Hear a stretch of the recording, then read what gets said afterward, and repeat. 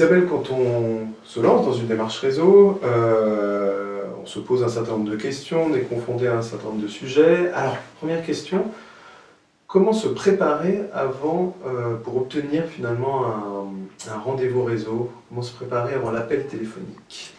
Alors, on en a parlé, vous allez évidemment préparer le texte, votre pitch et le scénario d'appel. Ça, ce sont les mots. Au-delà des mots, il va falloir aussi que vous travailliez la forme.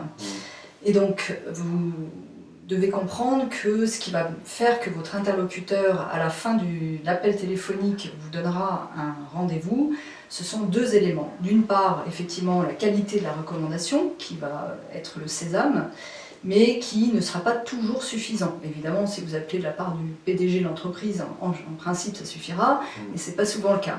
L'autre élément qui va permettre que la personne ait envie de vous voir, eh bien, c'est que justement, vous lui donniez envie.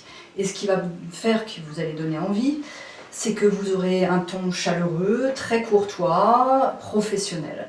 Et donc pour cela, eh bien, il y a quelques petites astuces pour se préparer avant de passer son appel. D'abord, habillez-vous. Pour une personne en recherche d'emploi, on est parfois dans une tenue un peu négligée chez soi. Eh bien non, mettez-vous en situation professionnelle. Psychologiquement, ce sera intéressant pour vous.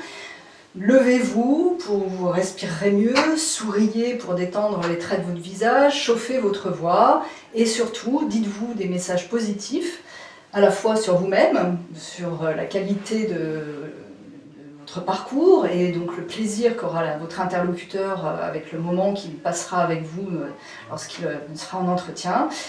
Et également sur la chance que vous avez de pouvoir accéder à cette personne qui très certainement acceptera de vous donner ce rendez-vous et qui vous permettra de passer un agréable moment en sa compagnie.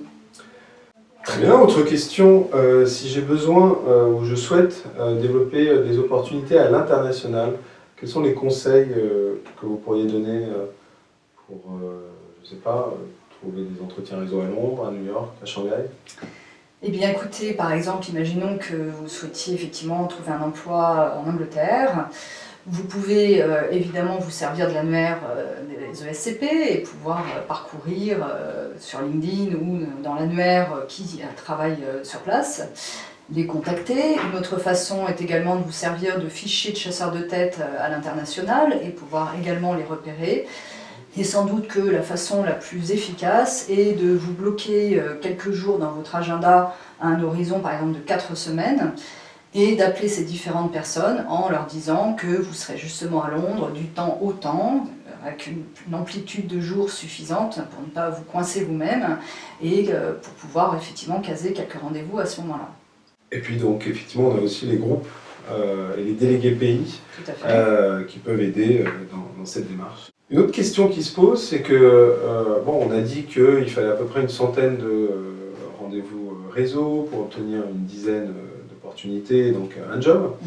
Du coup, il y a beaucoup de gens là en ce moment qui multiplient les entretiens réseau et la question pourrait se poser de se dire, est-ce que les connecteurs ou les personnes qui elles-mêmes sont sollicitées ne se lassent pas de cette démarche? Alors, en ce qui nous concerne, nous, à l'espace dirigeant, quand on accompagne quelqu'un dans une démarche comme celle-là, notamment quand il s'adresse aux personnes de notre réseau, nos anciens clients ou nos clients actuels, eh bien nous servons de filtre pour effectivement ne pas toujours solliciter les mêmes personnes. Mais de manière plus générale, eh bien, finalement, on est très nombreux sur le marché, on est très nombreux à chercher, mais aussi encore bien plus nombreux à recevoir, puisque finalement, on dit que, enfin, les statistiques aujourd'hui, c'est qu'il y a seulement 4 à 5% des cadres qui sont en recherche d'emploi. Donc ça veut dire qu'il y a quand même 95% des gens qui sont en activité, sollicités par seulement ce petit nombre de personnes. Ça laisse quand même beaucoup de disponibilité pour recevoir et donner du temps.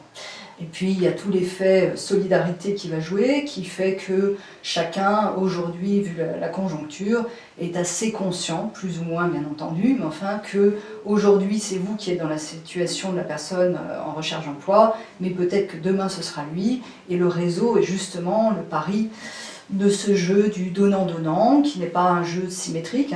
A ne va pas rendre à B ce qu'il a reçu de lui à un moment, mais c'est un grand réseau qui va faire que les choses vont se faire par proximité, solidarité successive.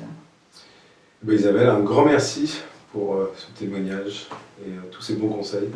Écoutez, bonne démarche réseau et comme vous le savez, elle peut être utile aussi bien pour chercher un emploi, mais également pour un consultant pour chercher des missions, pour quelqu'un qui est dans une logique de création ou de reprise d'entreprise, pour identifier au départ les entreprises qui vont l'intéresser ou les prospects de demain. Donc cette démarche peut vraiment être étendue à beaucoup d'autres domaines que seulement celui de la recherche d'emploi.